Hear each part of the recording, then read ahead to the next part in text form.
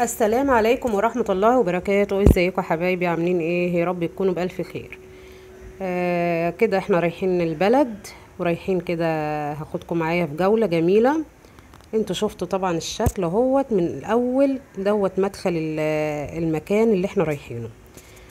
هنعمل جولة في الارض حيث الخضرة بقى والطبيعة والشمس والمكان الجميل دوت اللي الواحد بيحب يروح.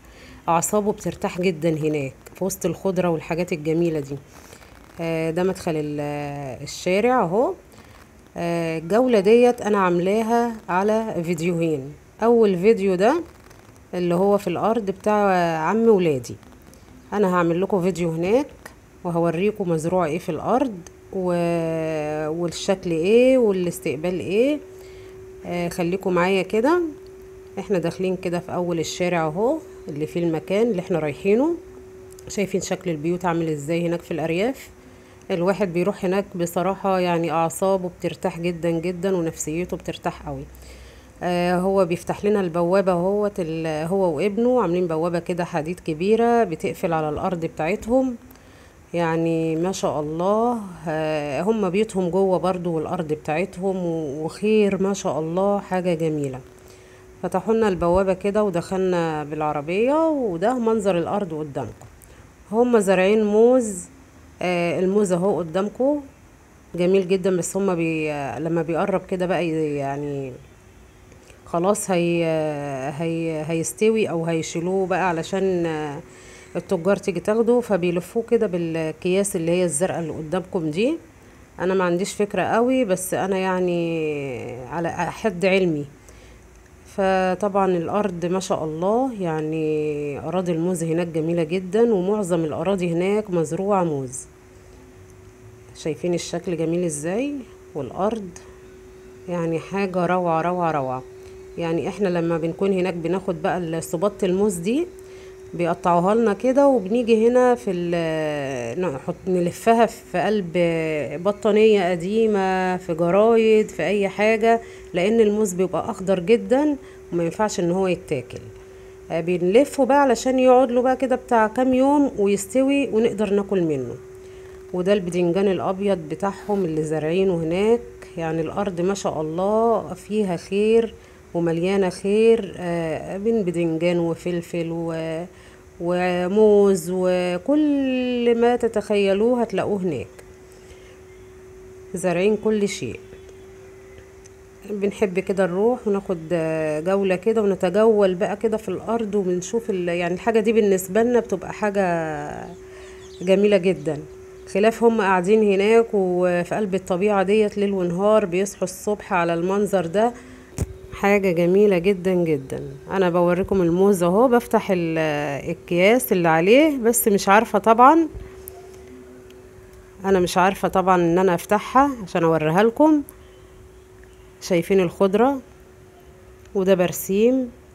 انا مصورة الفيديو دوت برضو من زمان ولسه يدوبك هنزله. ودي فريدة ديدة. ما شاء الله عليها.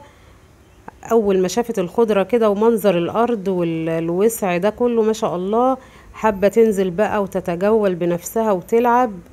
هي بتحب ان هي يعني عندها حب استطلاع بتحب تشوف كده بقى ايه وتجرب بنفسها وتجري كده في الارض وتشوف. هي مش خايفة يعني من المكان.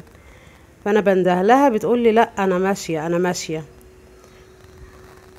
وفي هناك اهو غلة وفي حاجات كتيرة جدا مزروعة جنب بعضها. رجعت تاني اهي مش عايزة تمشي. عاجبها منظر الارض والخضرة عايزة تقعد فيها. شايفين الوسع ما شاء الله والارض ومنظر الارض جميل جميل جميل. بصراحة الواحد اعصابه بترتاح هناك جدا. وحاجة طبعا مش قدامنا احنا مش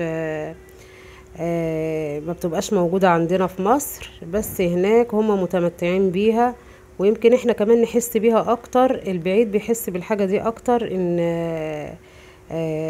حاجة بالنسبة له راحة نفسية. ده البدنجان طبعا وكان فيه فلفل وفي حاجات كتيرة مزروعة. دي الارض ديت بتاعت عم ولادي زي ما قلت لكم. رحنا طبعا وخدنا البدنجان وخدنا الموز والحاجات اللي بتبقى مزروعة هناك، هما بيقطعوا كده وبيدونا منها. سبحان الله، الاكل او اي حاجة بناخدها من قلب الارض بتبقى ليها طعم تاني خالص، خلاف اللي احنا بنشتريها من السوق، ليها طعم خاص كده.